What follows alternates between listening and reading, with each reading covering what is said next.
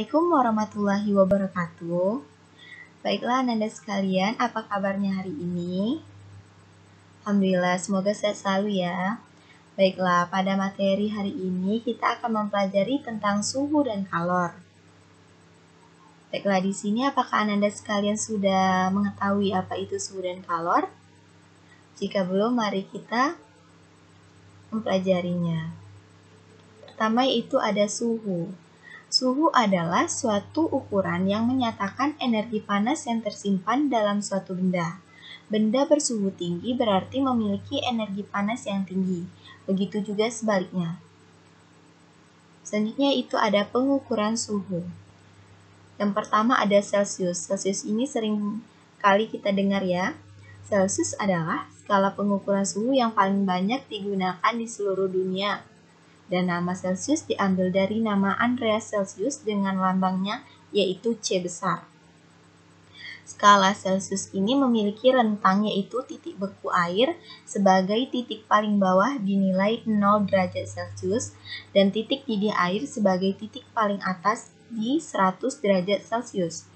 Jadi rentang pengukuran suhu pada satuan Celsius adalah 0 sampai 100 derajat Celcius. Selanjutnya itu ada skala Fahrenheit. Berbeda dengan Celsius yang memiliki titik terendah yaitu 0, jika Fahrenheit memiliki titik beku air pada 32 derajat Fahrenheit. Titik didih air jika pada Celsius berada pada nilai 100, namun pada Fahrenheit berbeda karena nilai titik didih air berada pada 212 derajat Fahrenheit.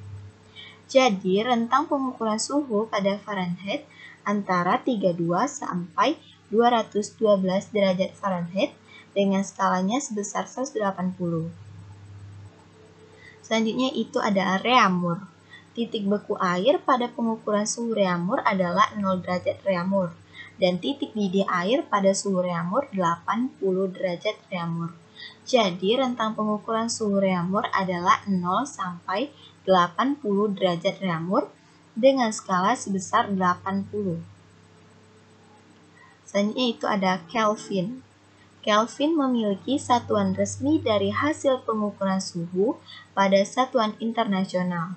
Kelvin menjadi standar acuan dari pengukuran suhu yang lainnya, dikarenakan ketiga hasil pengukuran suhu lainnya memiliki nilai negatif, sedangkan Kelvin tidak memiliki nilai negatif. Untuk titik beku air pada pengukuran Kelvin sebesar 0 Kelvin atau dikenal sebagai suhu nol mutlak karena tidak ada pergerakan molekul sama sekali. Titik didih air pada pengukuran Kelvin adalah 273 Kelvin. Jadi rentang pengukuran suhu pada Kelvin adalah 0 sampai 273 Kelvin. Selanjutnya kita akan masuk pada materi kalor. Kalor adalah perpindahan energi panas yang terjadi dari benda bersuhu yang lebih tinggi ke benda bersuhu lebih rendah. Selanjutnya itu ada perpindahan kalor. Yang pertama itu ada konduksi. Konduksi, salah satu fenomena konduksi adalah ketika kamu lagi memegang sendok di dekat sumber panas. Kamu bakal ngerasain panas pada sendok kamu. Proses perpindahan panas dari sumber panas ke sendok ini disebut konduksi, karena zat pada sumber panas tidak mengikut. Dalam konduksi terdapat dua kata kunci yaitu konduktor dan isolator. Konduktor adalah zat yang gampang sekali untuk mengalirkan panas dari sumber panas seperti besi, aluminium, dan baja. Jika kalor keterbalikan dari konduktor, karena isolator tidak bisa mengaliri panas dari sumber panas ke benda seperti kertas, kaca, air, kayu, dan plastik. Selanjutnya itu ada konveksi. Fenomena konveksi yang bakalan kamu temuin adalah ketika kamu lagi memanasi air. Kalau tanganmu berada di atas air yang kamu sedang panasi, maka kamu akan ngerasain panas dan basah. Fenomena perpindahan kalor beserta dengan zatnya atau air disebut konveksi. Selanjutnya itu ada radiasi. Setiap hari pasti kamu disinari oleh matahari dan fenomena tersebut adalah radiasi. Jadi radiasi ngejelasin tentang perpindahan kalor tanpa ada zat perantara.